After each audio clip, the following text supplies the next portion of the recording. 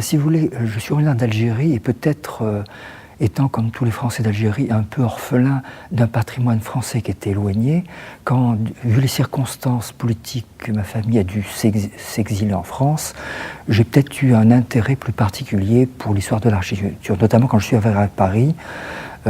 Donc j'ai beaucoup visité et je me suis aperçu que dans le lycée où j'étais, le lycée Janson de Sailly, pourtant c'était des gens de milieu ultra favorisés, j'étais pratiquement le seul, au bout d'1 ou 2 ans, à connaître assez bien le patrimoine parisien. Donc vous voyez, le fait d'être étranger à Paris et en plus étranger à la France par ma date de naissance m'a, je crois, incité à m'intéresser à cela.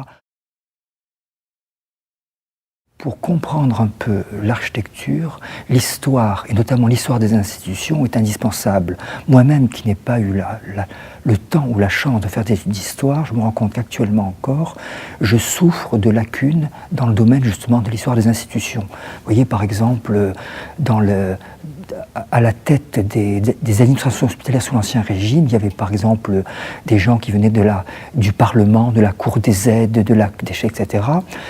Bon, qu'est-ce que c'était toutes ces institutions? Pourquoi ces gens étaient nommés? Vous voyez, c'est des choses qui me semblent essentielles. Alors, quant à l'importance de connaître l'histoire de l'architecture pour être un bon architecte, je n'en sais rien. Toujours est-il que ce qui me frappe actuellement, c'est depuis les réformes qui ont suivi mai 68, c'est que les architectes sont devenus de grands ignares dans le domaine de l'histoire de leur discipline. Et de ce fait, n'achetant plus de livres sur l'histoire de l'architecture puisqu'ils n'y connaissent rien, ils sont en train de faire péricliter toute forme d'édition de livres sur l'histoire de l'architecture. Alors déjà, dans le domaine de la peinture et des arts décoratifs, les livres se vendent plus ou moins bien, mais dans le domaine de l'histoire de l'architecture, les professeurs que je connais qui enseignent dans ce domaine sont formels, c'est pratiquement impossible à éditer. Donc vous voyez... Bon, il me semble quand même qu'il y a des critères qui sont des critères stables. La qualité des matériaux utilisés. Bon, évidemment, même si on a pu idéaliser le béton armé, je veux dire, bon, quand on prend des critères qui sont extérieurs à notre époque, comme par exemple des architectures du XVIIe, XVIIIe siècle, ben, entre les châteaux, il y en a quand même un certain nombre en simple moellon et les châteaux en pierre de taille ou en briques et pierre de taille, je veux dire, souvent la qualité saute aux yeux. Et en plus, les moyens qu'il y a derrière font que l'architecte a pu mettre en œuvre souvent des architectures plus savantes, sans parler du décor architectural. Ma période de prédilection qui s'est imposée petit à petit, c'était un peu l'envers de ce qui était mis en avant comme le grand goût français.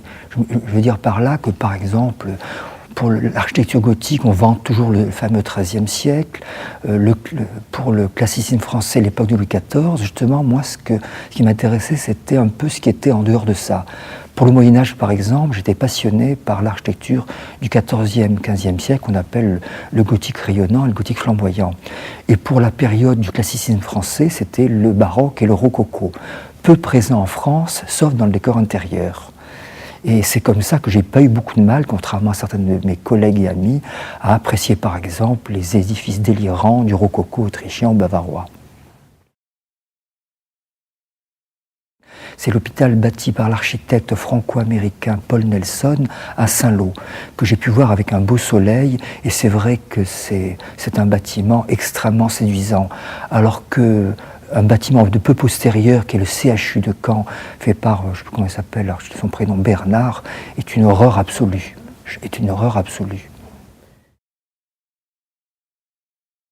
La grande époque de Périclès à Athènes, c'est quelque chose que j'aimerais voir. C'est vrai qu'avec toutes ces petites cités qui se faisaient la guerre, ce bouillonnement des idées, il y a quand même dans cette petite ville d'Athènes qui faisait 200 000 habitants, il y a quand même un nombre de grands noms extraordinaires qui ont émergé. Donc je veux dire, il n'y a pas tellement l'équivalent dans l'histoire de l'humanité.